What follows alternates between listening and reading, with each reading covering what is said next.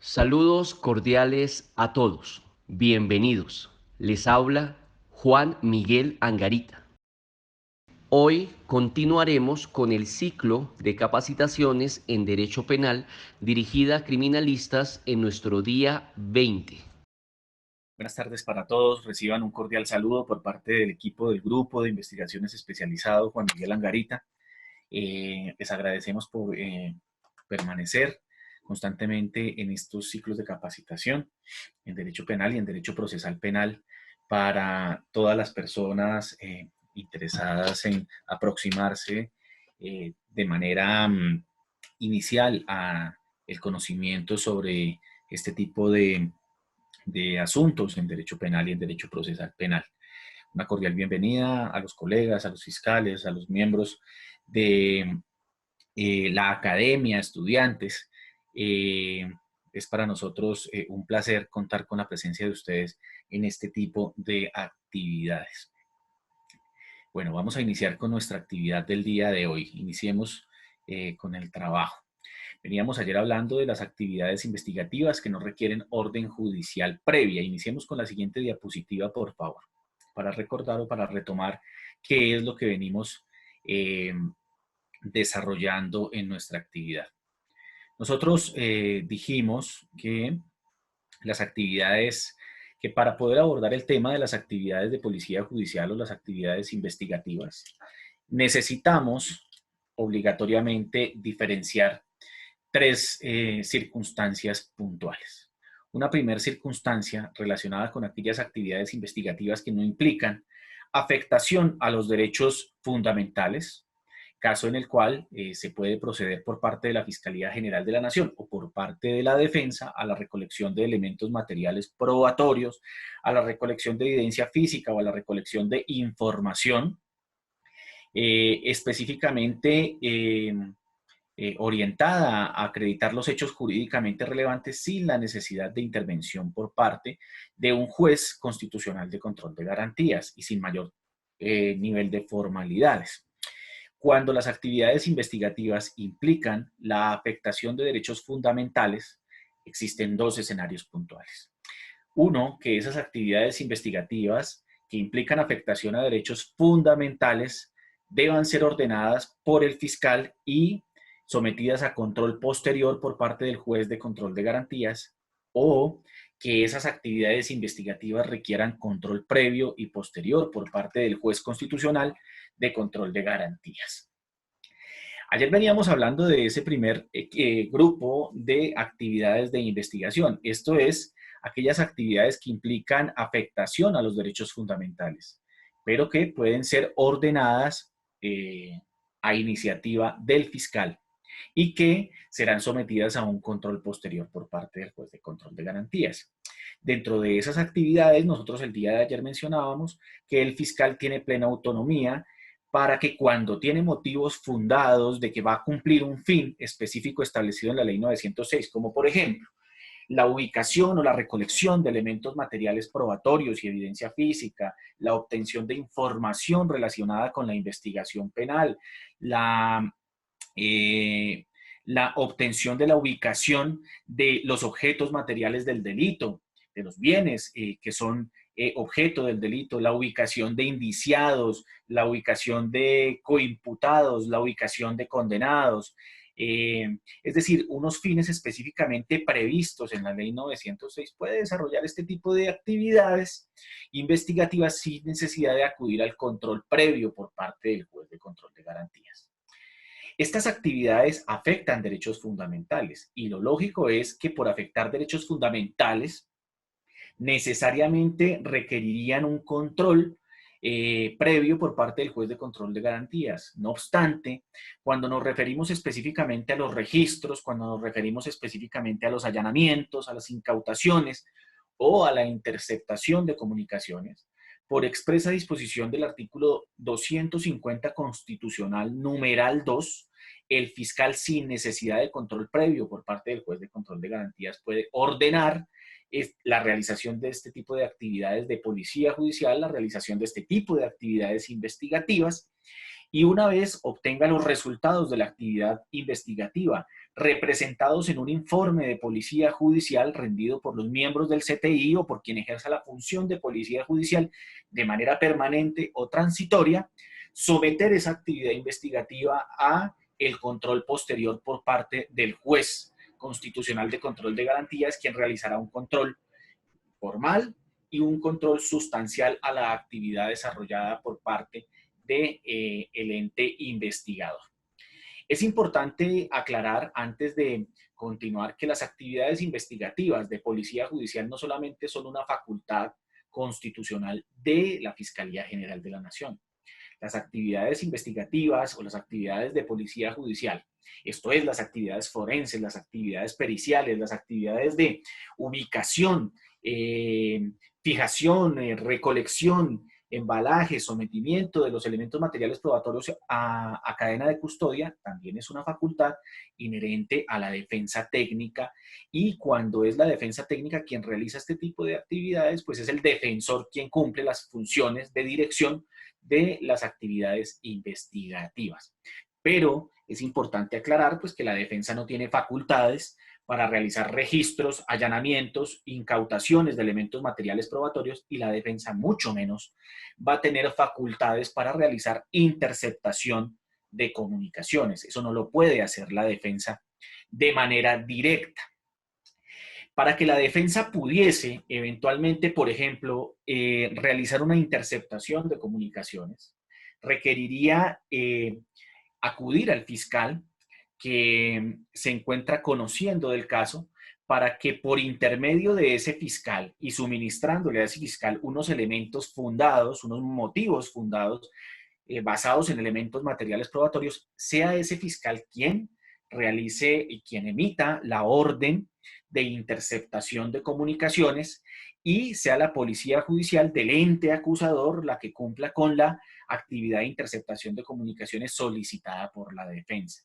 Esto ocurriría solamente, o no conozco el primer caso en el que un defensor haya solicitado una interceptación de comunicaciones al fiscal, pues porque es algo que no es lógico dentro del sistema procesal penal. O sea, no es lógico que si la defensa necesita realizar la interceptación de comunicaciones, tenga que decirle a su contraparte que, para poder encontrar elementos materiales probatorios o evidencia física o información de descargo, o sea, inconveniente a la teoría del caso de la fiscalía, pues sea la fiscalía quien realice la actividad investigativa. Eso es como revelar anticipadamente la teoría del caso, de tal manera que en la vida práctica no es común o no se ha visto que un defensor solicite una interceptación de comunicaciones a un fiscal para efectos de la recolección de elementos materiales o de evidencia física conveniente a la teoría del caso de la defensa. Y ese es un defecto estructural de la Ley 906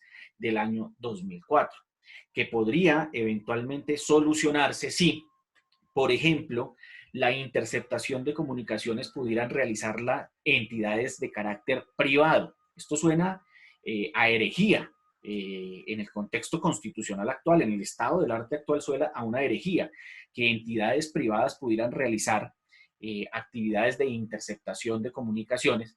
No obstante, si esas entidades privadas, por ejemplo, tuviesen una reglamentación de carácter constitucional, de carácter legal, y si, por ejemplo, para efectos de esa interceptación de comunicaciones a través de entidades privadas, por ejemplo, tanto la Fiscalía como la Defensa necesitasen obtener la autorización previa y el control posterior por parte del juez de control de garantía, eventualmente se podría garantizar ese derecho o ese concepto de igualdad de armas en el procedimiento penal, porque la Fiscalía podría, a través del cuerpo técnico de investigación o a través de las salas de interceptación de la Policía Nacional, realizar sus actividades de interceptación de comunicaciones para la obtención de estos elementos materiales probatorios y de esta información, y asimismo la defensa tendría o contaría con entidades privadas, con conocimientos técnicos, con infraestructura tecnológica,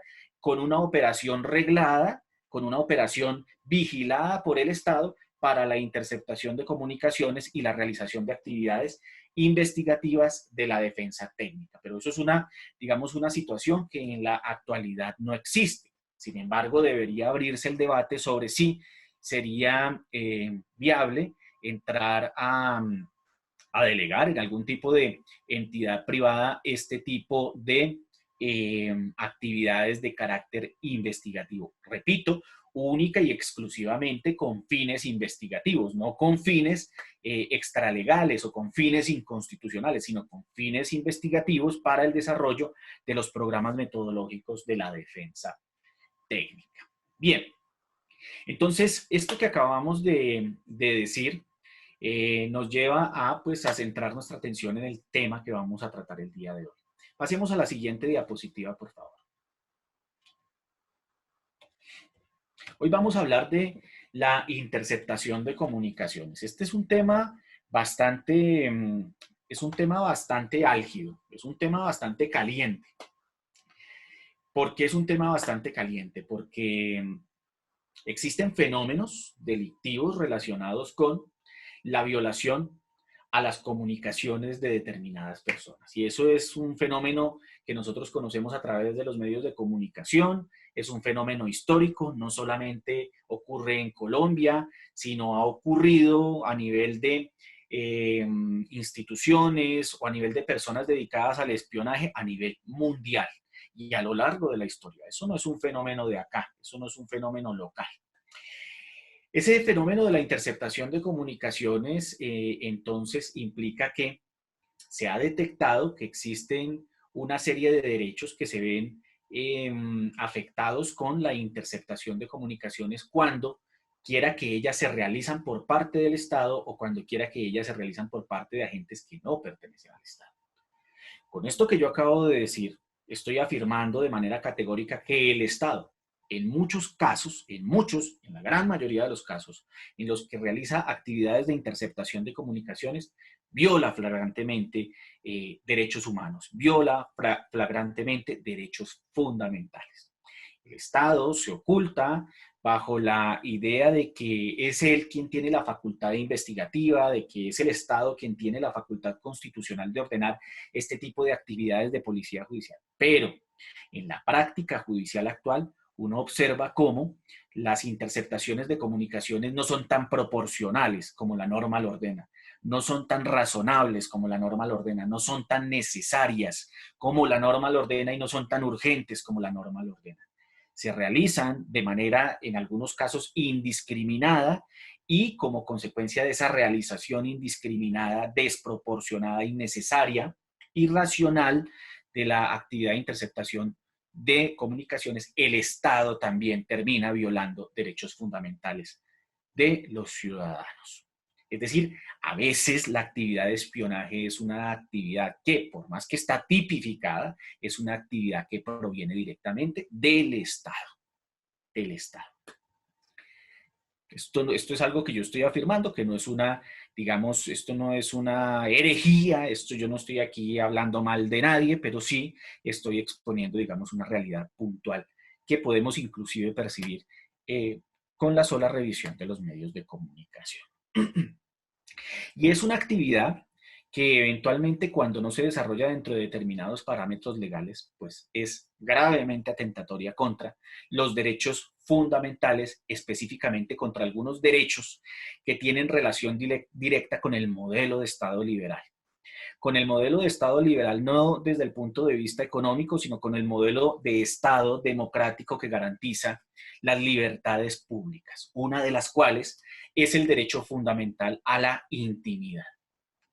Ese derecho fundamental a la intimidad es un derecho que no apareció en nuestro ordenamiento constitucional con la expedición del texto de 1991, en el artículo 15, sino que es un derecho que ha venido siendo incorporado al ordenamiento jurídico internacional positivo a través de diversos instrumentos y tratados internacionales.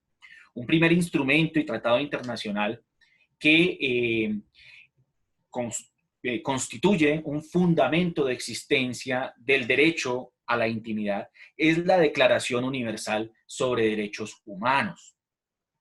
la cual en su artículo 12 establece esa facultad que tiene el ciudadano a nivel mundial dentro de los estados democráticos, desde luego, no dentro de los estados absolutistas, sino dentro de los estados democráticos, de gozar de la privacidad, de gozar de su intimidad, sin injerencias arbitrarias en su vida privada, en su vida familiar, en su vida social, en su vida colectiva, porque esto puede afectar eventualmente la honra, puede afectar eventualmente la reputación de cualquier persona. Todos los seres humanos tenemos un derecho connatural a nuestra existencia y ese derecho es el derecho a permanecer en privacidad, el derecho a la privacidad.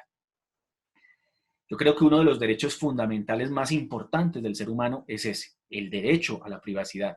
Hay otros derechos muy importantes, como la vida, como la libertad religiosa, como la libertad de expresión, pero el derecho a la privacidad afecta gravemente la dinámica del ser humano en su contexto personal, en su contexto familiar y en su contexto social. Porque hay cosas que la persona o que el ciudadano o que el ser humano no quiere que los demás conozcan. Esas cosas pueden ser su ideología religiosa, su ideología política, su condición sexual, su condición ideológica. Ese tipo de cosas son de la esfera o del resorte exclusivamente personal que constituyen un derecho inalienable a nivel internacional, reconocido inclusive desde la Declaración Universal de los Derechos Humanos. También existen otros instrumentos internacionales que hacen parte del ordenamiento jurídico colombiano, como el Pacto Internacional de Derechos Civiles y Políticos, en el artículo 17.1, también establece o consagra o desarrolla ese derecho fundamental a la intimidad, y también la Convención Americana sobre Derechos Humanos, en su artículo 11.2, establece ese derecho y el alcance de ese derecho a la intimidad. Entonces, como lo venimos diciendo, el derecho a la intimidad no es un derecho cualquiera. Uno puede renunciar a los derechos a la intimidad. Es un derecho renunciable por parte del titular de la información y de los datos personales. Es un derecho renunciable perfectamente. Como es renunciable, por ejemplo, la vida en la persona que quiere prescindir de ella, o como es renunciable la libertad de expresión en las personas que quieren prescindir de esa libertad que tienen de expresarse. Pero por el hecho de que son derechos renunciables no quiere decir que sean derechos que no sean derechos inalienables por parte del Estado. Todos estos tratados internacionales, todos estos instrumentos internacionales hacen parte del ordenamiento jurídico colombiano porque se integran a él a través de un mecanismo que se conoce como bloque de constitucionalidad, que es el desarrollo conceptual o el desarrollo dogmático del artículo 93 de la Constitución, en virtud del cual todos los tratados internacionales ratificados por Colombia y que tengan por objetivo la consagración y el desarrollo de derechos humanos se integran y hacen parte del ordenamiento constitucional colombiano, inclusive con carácter de prevalencia. Bien, pasemos a la siguiente diapositiva. Con esto entonces explicamos cómo a nivel internacional existe todo un régimen jurídico que gobierna la importancia y el alcance del derecho fundamental a la privacidad. En el régimen constitucional y legal colombiano, pues para nosotros poder hablar de primera mano de el régimen de la privacidad y el régimen de la protección de datos y el régimen del derecho fundamental a la intimidad, pues tenemos que acudir de base al artículo 15 constitucional. Ese artículo 15 constitucional es el que establece el derecho fundamental a la intimidad, el derecho fundamental a la privacidad, a la inviolabilidad de las comunicaciones, a la inviolabilidad de la correspondencia, a la inviolabilidad de la información personal. Son derechos fundamentales. Sin embargo, se ha dicho que esos derechos no son absolutos y que en algunos casos, cuando se requiere garantizar el cumplimiento de otros fines constitucionales, como por ejemplo el interés general, que es uno de los fundamentos filosóficos del Estado social de derecho colombiano, en esos casos específicos, de manera excepcional, el interés de la privacidad o el derecho fundamental a la intimidad puede ceder espacios frente a otros intereses constitucionales, como es el caso del artículo 250, numeral 2 de la Constitución, que faculta especialmente a la Fiscalía General de la Nación para realizar algunas actividades de policía judicial, algunas actividades investigativas que afectan el derecho a la intimidad. Caso en el cual, pues, es la Fiscalía quien, en desarrollo de esas actividades, pues, conoce de primera mano la información personal, los datos personales del ciudadano, pero esos actos en los cuales se vulnera o se transgrede constitucionalmente el derecho fundamental a la intimidad, pues son actos eminentemente reglados y sometidos a control legislativo y sometidos también a control judicial. Ese derecho fundamental a la intimidad, ya aterrizando en el contexto de las interceptaciones de comunicaciones, pues nos da a nosotros para afirmar que esa interceptación de las comunicaciones es una actividad bastante reglada. Tan solo en la ley 906 del año 2004 podemos encontrar que con relación a la interceptación de comunicaciones, el artículo 14 nos dice cuáles son, digamos, los aspectos formales y los aspectos sustanciales de una orden de interceptación de comunicaciones. Por ejemplo, que la misma debe obedecer a motivos fundados por parte del fiscal que dirige el caso, que instruye el caso. La misma debe constar por escrito, se deben delimitar adecuadamente los tiempos, se debe delimitar adecuadamente la autoridad que va a realizar esa actividad de interceptación de comunicaciones y se deben delimitar adecuadamente los fines de la orden de interceptación. Esa ley 906 también en el artículo 14 nos dice que es la Fiscalía la que está facultada para la orden de interceptaciones. Esto quiere decir que ni constitucional ni legalmente una defensa puede entrar a ordenar una interceptación de comunicaciones, salvo que la misma se realice con la intermediación del fiscal. Los artículos 146, 154, 155 nos hablan de la forma como se debe registrar esa interceptación de comunicaciones, es decir, que la misma se debe grabar a través de cualquier mecanismo tecnológico que garantice la originalidad, la inalterabilidad, la autenticidad, la mismidad del contenido de la interceptación para efectos de su posterior contradicción.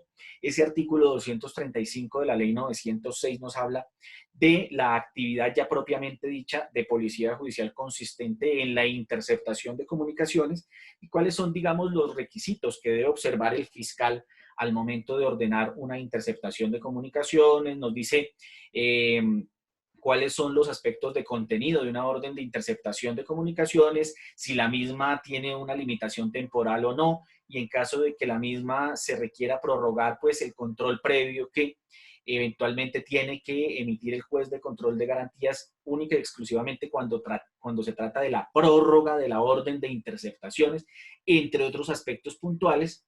Y el artículo 237 de la ley 906 nos habla del control posterior que se debe realizar a la actividad de policía judicial consistente en la interceptación de comunicaciones. Entonces, noten ustedes cómo a nivel internacional y a nivel del derecho constitucional interno hay una protección grandísima del derecho fundamental a la intimidad que ha generado millares de hojas de papel de jurisprudencia constitucional y de jurisprudencia en las altas cortes.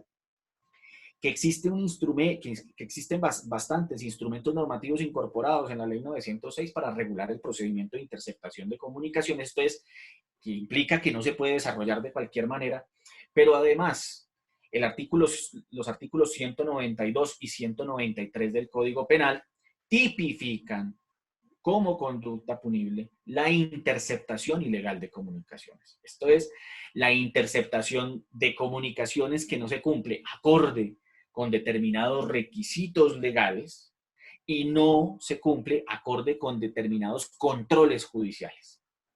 ¿Esto qué implica?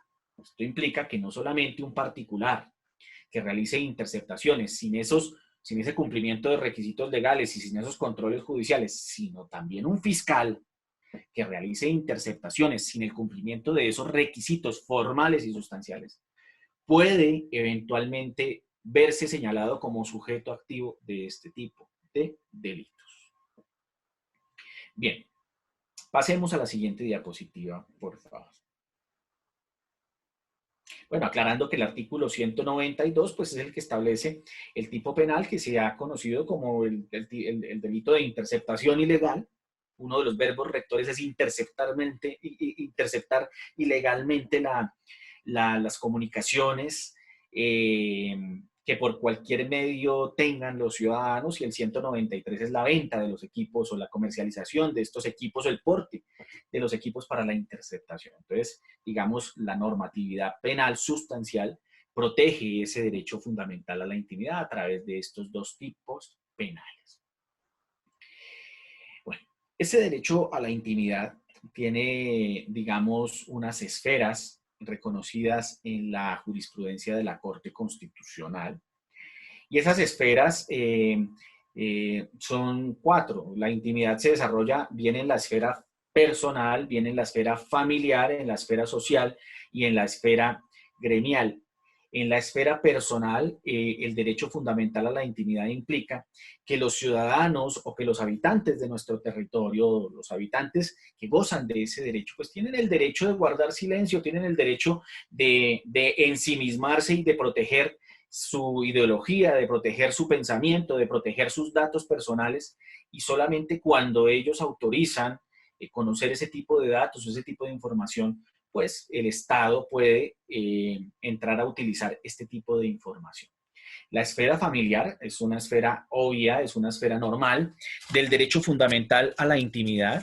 La esfera social también es una esfera que tiene relación con el derecho a la intimidad, por ejemplo, cuando las personas desarrollan su actividad de carácter profesional o de carácter laboral. Por ejemplo, nosotros los abogados tenemos una esfera social que desarrolla el derecho fundamental a la intimidad por cuanto las comunicaciones entre nuestros clientes y los suscritos abogados o los suscritos litigantes jamás podrán ser interceptadas, jamás podrán ser reveladas por orden de un juez. O sea, no existe una excepción que implique que un defensor tenga que revelar la información de de sus clientes, o por ejemplo que un sacerdote tenga que revelar la información sometida al famoso concepto del sigilo sacramental, entre otras cosas. Entonces, a nivel social, la intimidad también tiene un impacto, un desarrollo puntual, y a nivel gremial. Y es que existen algunos datos, algunas informaciones que corresponden a determinados sectores de la economía, a determinados sectores políticos que también cuentan con esa reserva y con esa protección constitucional por parte del Estado. Pero el derecho fundamental a la intimidad no es un derecho absoluto como lo venimos afirmando nosotros. A ver, ustedes como se dedican a la actividad de la criminalística dirán, oiga, ¿y este señor por qué no entra de una vez a los requisitos de la orden de interceptación? Pues porque los requisitos de la orden de interceptación los encuentran ustedes en la ley 906. Vamos a hablar de ellos. Pero lo importante no es solamente entender los requisitos de la orden de interceptación, pues porque los requisitos bastaría con recitarlos, comprender la connotación filosófica que está detrás de las protecciones o de los niveles de protección constitucional que existe a la intimidad es más importante en mi concepto que los requisitos, porque los requisitos pueden variar, pero el derecho fundamental a la intimidad en sus desarrollos doctrinales, en sus desarrollos filosóficos, permanece. O sea, permanece. Y conocer en algunos casos el desarrollo filosófico de una figura es mucho más importante que conocer el requisito. Entonces decimos que el derecho fundamental a la intimidad no es un derecho absoluto, que admite una serie de eventuales y excepcionales restricciones. Restricciones para que el Estado y la sociedad puedan conocer la información personal de, de los ciudadanos o de los habitantes. Para afirmar que el derecho fundamental a la intimidad no es un derecho absoluto, pues ustedes podrían acudir a un caso de la Corte Interamericana de Derechos Humanos, que es el caso Ester y otros versus Brasil.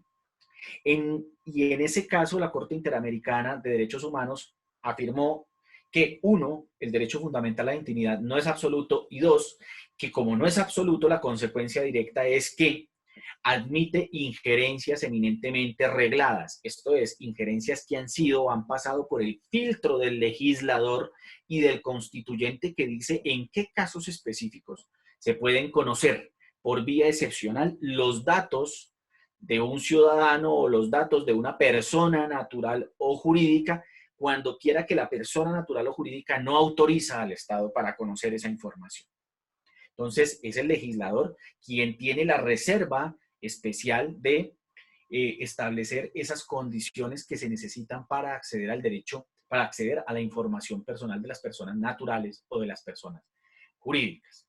Y esas circunstancias que establece el legislador están orientadas por unos principios específicos. Y es que el legislador, para crear esas excepciones y que esas excepciones sean coherentes con el régimen constitucional y con el régimen internacional sobre los derechos humanos, deben ser excepciones eminentemente proporcionales, eminentemente necesarias y carentes de arbitrariedad. Bien, entonces, como así lo ha venido diciendo la Corte Interamericana de Derechos Humanos, que el derecho fundamental a la intimidad no es un derecho absoluto, pues la Corte Constitucional Colombiana también ha decantado una serie de reglas puntuales a partir de las cuales le dice al Estado, o de criterios correctivos o de criterios orientadores, a partir de los cuales le dice al Estado, le dice a las instituciones, le dice a la Fiscalía General de la Nación, cuándo, en qué casos puntuales se puede invadir la órbita de la privacidad de las personas.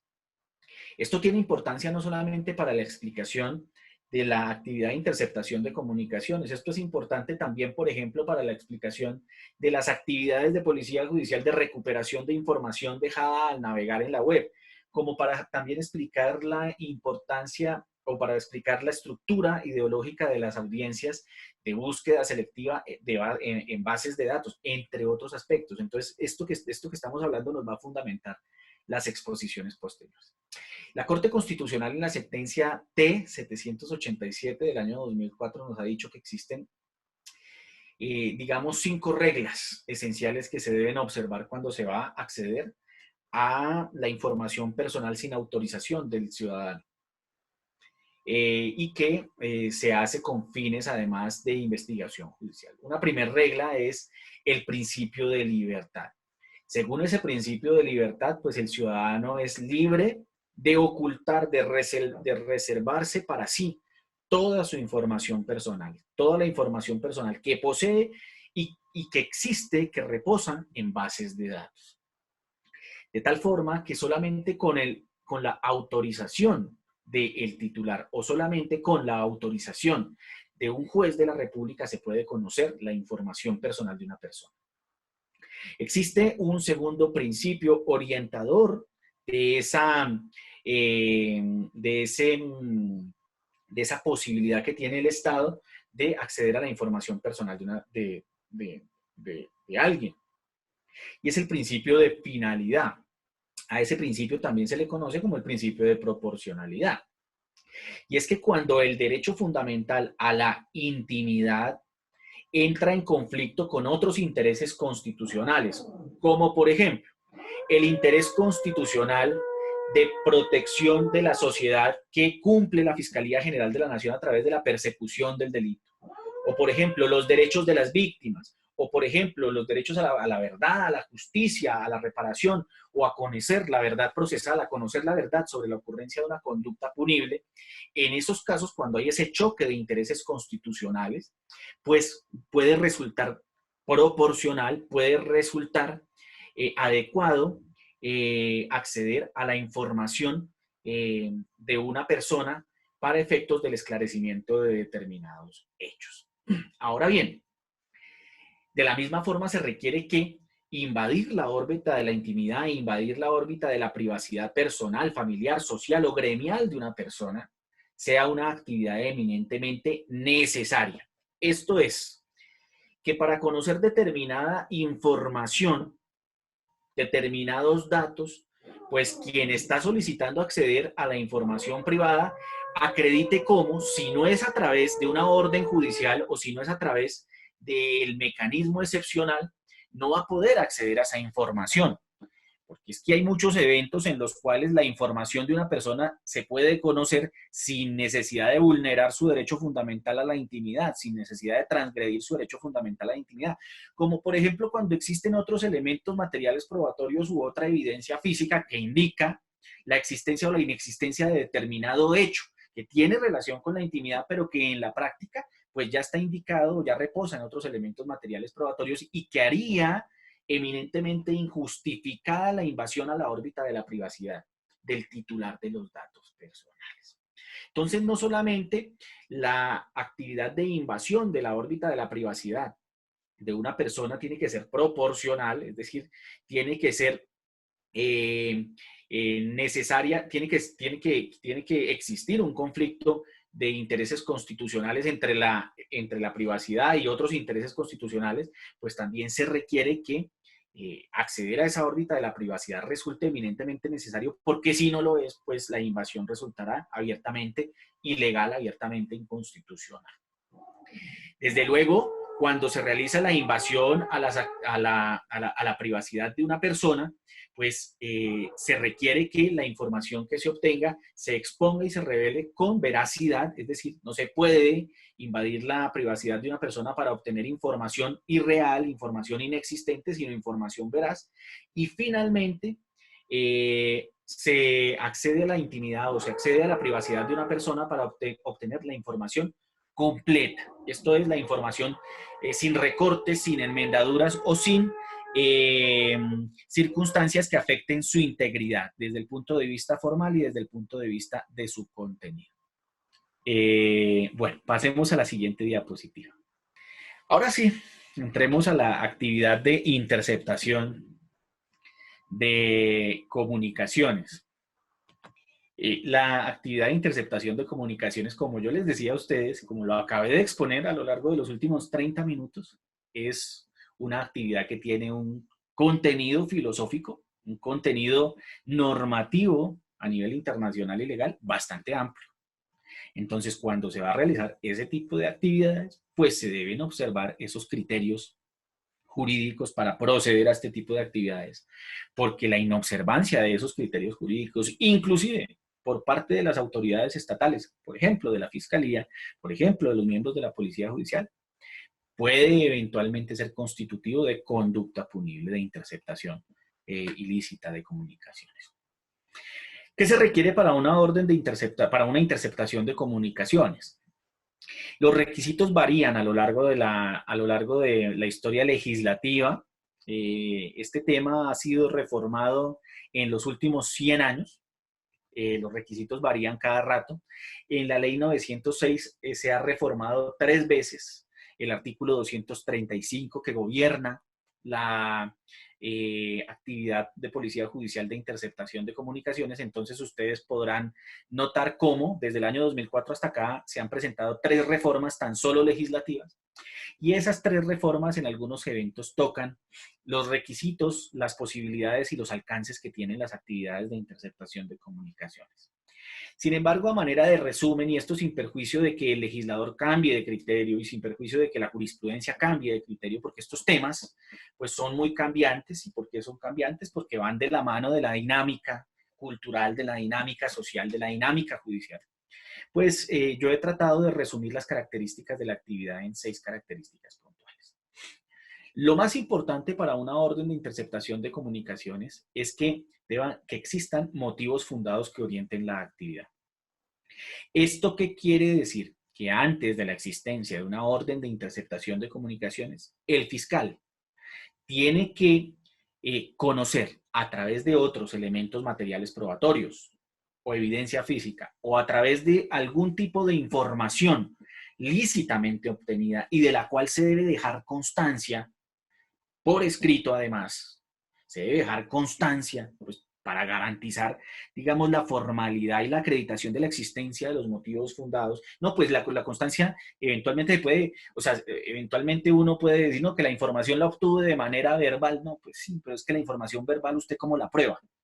Pues deben existir unos motivos fundados representados en otros elementos materiales probatorios, en evidencia física o en información legalmente obtenida que le indiquen al fiscal que la labor de interceptación de comunicaciones le permitirá con alto grado de probabilidad encontrar elementos materiales probatorios, evidencia física o información relacionada con los hechos materia de la teoría del caso, esto es, con la existencia del delito, con la individualización de los autores o partícipes, con la existencia de causales eximentes de responsabilidad, con la existencia de los elementos axiológicos de la autoría o la participación, con la existencia de organizaciones criminales. O sea, los motivos fundados tienen que permitirle al fiscal inferir que al interceptar a una persona, esa persona va a suministrarle a la fiscalía a través de sus comunicaciones privadas una información necesaria para el esclarecimiento de los hechos. Con esto que yo acabo de indicar, lo que quiero decir es que un fiscal, dentro de su programa metodológico, no puede incluir una orden de interceptaciones que tenga como finalidad averiguar alguna cosa relacionada con la investigación en abstracto. En abstracto. O sea, yo le intercepto las comunicaciones a esta persona con su familia, con sus amigos, con su núcleo laboral, con su núcleo social, a ver si esta persona en algún momento comete un error y me cuenta algo, y a partir de ahí, entonces ahí sí construyo mi programa metodológico. Eso es una violación flagrante del derecho fundamental a la intimidad. Los motivos fundados son una exigencia rigurosísima, que implican que la interceptación de comunicaciones tiene que tener una finalidad, un objetivo específico claramente identificado previamente por un fiscal. Y ese es uno de los aspectos más discutidos relacionados con la legalidad de las interceptaciones de comunicaciones. Si la interceptación de comunicaciones tenía una finalidad clara y precisa, adecuadamente fundada, o si no la tenía. Porque si no tiene una finalidad adecuadamente fundada en elementos materiales probatorios o en información, pues la orden deviene en una total ilegalidad. Ilegalidad que debe declarar el juez de control de garantías en la audiencia de control posterior a los actos investigativos. Esto es que el juez de control de garantías tiene que también ser muy riguroso en establecer que los motivos fundados existieran y que los motivos orientaran al fiscal a la recolección de evidencia, a la recolección de información, a la ubicación de indiciados, a la ubicación de autores, de partícipes o al esclarecimiento de los hechos materia de la investigación. Los jueces de control de garantías en eso tienen que ser absolutamente rigurosos, no pueden ser laxos, porque de los motivos fundados depende la garantía constitucional del derecho a la intimidad. Los defensores frente a este tipo de aspectos tenemos una desventaja abismal con la Fiscalía General de la Nación. Y es que cuando se realiza una actividad de interceptaciones, y esa actividad de interceptación de comunicaciones se legaliza en control posterior por parte de un juez de control de garantías, nosotros, los defensores, no podemos entrar a discutir la legalidad de la orden emitida por el juez de control de garantías con la cual se avala la actividad de interceptación en una audiencia posterior, como por ejemplo la audiencia preparatoria o las audiencias de juicio oral. Porque en las audiencias de juicio oral ya está precluida la oportunidad procesal para discutir los motivos fundados de una orden de interceptación, cuando los mismos han sido adecuadamente avalados por un juez de control de garantías. Óigase bien, y esto suena horrible, al margen de la defensa. Al margen de la defensa. Desde luego, ¿qué tal que el Estado, en todos los casos que realiza una interceptación, tuviera que avisarle a las organizaciones criminales que los van a interceptar? Esa no es la filosofía de lo que estoy diciendo. Pero lo que sí estoy diciendo es que en la mayoría de los casos que se realice una actividad de policía judicial de interceptación, en la mayor medida de lo posible, el control posterior debe ser en presencia de la defensa. La ley 906 prevé que ese control posterior se realice en presencia de la defensa cuando ya se ha realizado la audiencia de imputación. El problema grave de la ley 906 en ese aspecto, y que se tiene que entrar a reconciliar con los principios internacionales, es que las actividades de interceptación de comunicaciones por naturaleza se deben desarrollar en la etapa de indagación preliminar. Entonces entiendan cómo los motivos fundados tienen esa importancia que impacta en el derecho fundamental a la intimidad. En segundo lugar, la orden debe constar por escrito y esa orden además tiene una vigencia máxima de 6 meses. Una vez el fiscal emite esa orden de interceptación de manera inmediata, la Policía Judicial, que es el órgano competente para realizar la actividad de interceptación de comunicaciones, es quien tiene que realizar el cumplimiento de la orden. Esos 6 meses se pueden prorrogar, pero la prórroga de esa orden de interceptaciones sí requiere un control previo por parte del juez de control de garantías.